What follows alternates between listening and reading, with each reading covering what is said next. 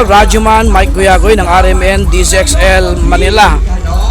Formal lang nagsimula itong Mayors for Good Governance and Kaya Natin na People Power 40 Kick-Off Concert.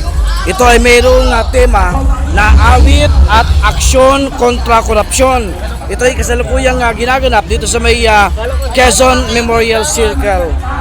Ang presyo ay ito nga kasalukuyang naririnig ninyo at alas 6 naman ng gabi ay formal na magsisimula ang main concert.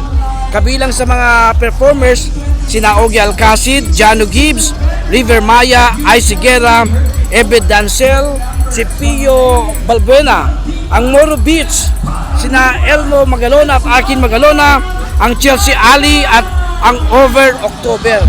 Ngayon ay nagsana itong mga tao na nagsisidatingan at kanya-kanyang pwesto na dito sa pakikinig sa concert.